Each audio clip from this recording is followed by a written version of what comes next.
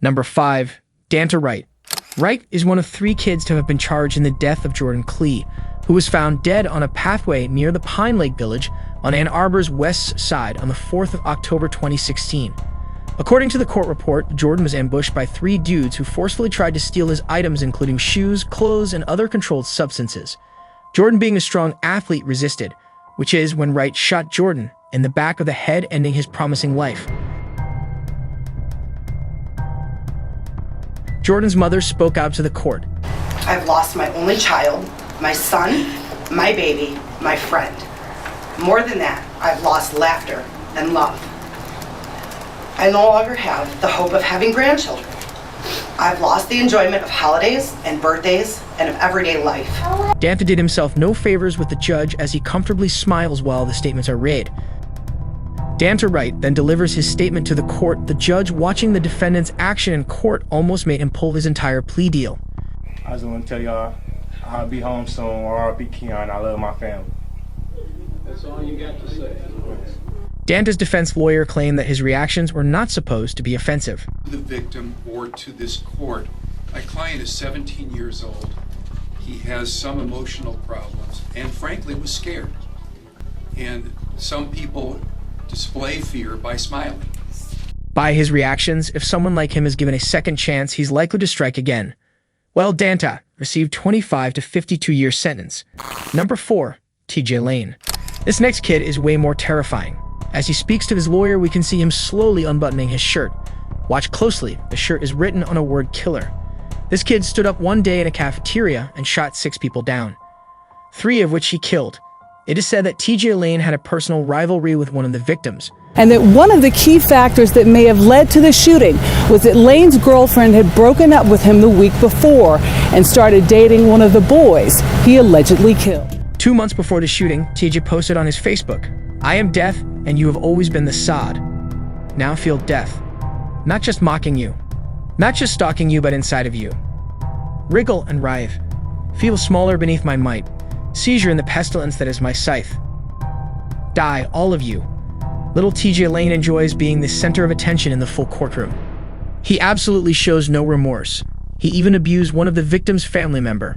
The victim's family also spoke out to the court. You're really lucky there's so many police in this room right now. You could smile all you want. TJ keeps on smiling while hearing the family member's statement. Unfortunately, a year after being behind bars, TJ managed to escape prison with another inmate. Now, TJ Lane and another prisoner, 45-year-old Clifford Opperud, escaped from the prison tonight around 7:40. You're looking at their mugshots released by the Department of Corrections and posted on the Lima Police Department's Facebook page.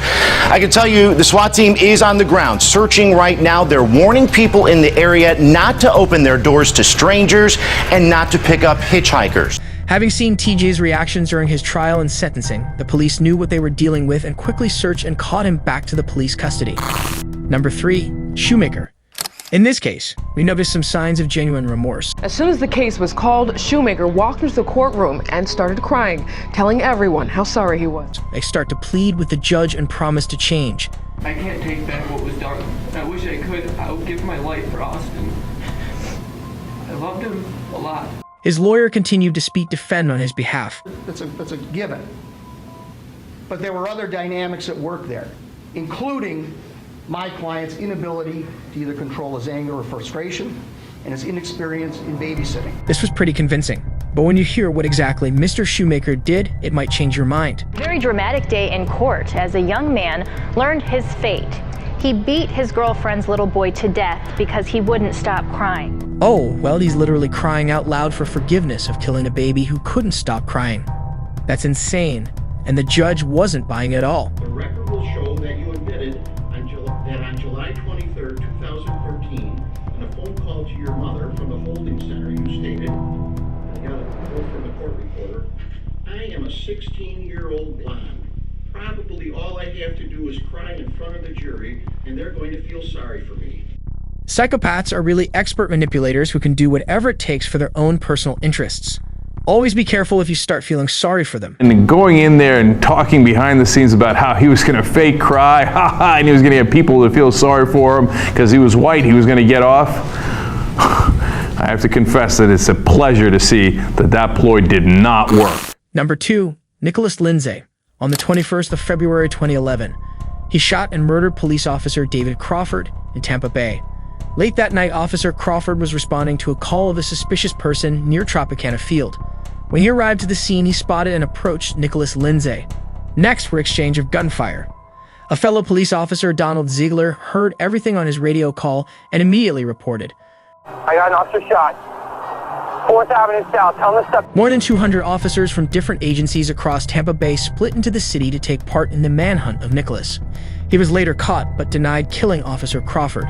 His parents were called into the interrogation room. They tried to get him come clean. Did not do it, and I'm telling you, I did not do it. Who did it? But Lindsay repeated kept on saying he wasn't there.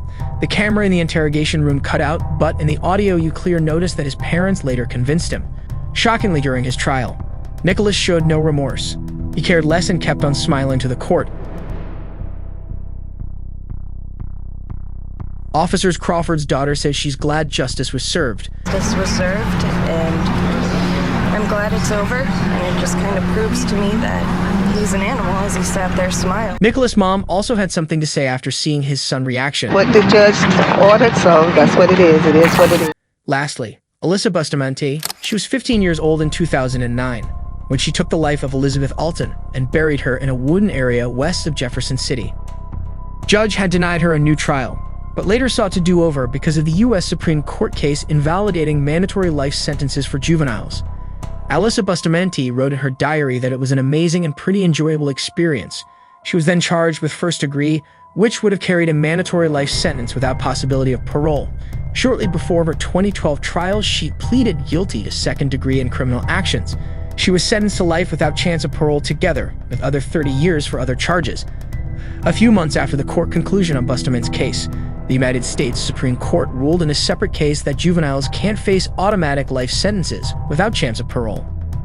In January at a court hearing, a 20-year-now-old Bustamante testified that had she known about the possibility for the nation's high court to wipe out mandatory life sentences for juveniles, she wouldn't have accepted a plea deal.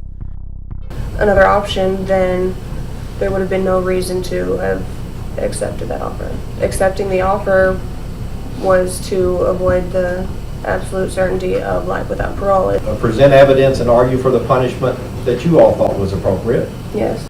If you enjoyed watching this video, check out this other video on how a judge failed to hide emotions in the courtroom. Is it acceptable for a judge to show side while presiding?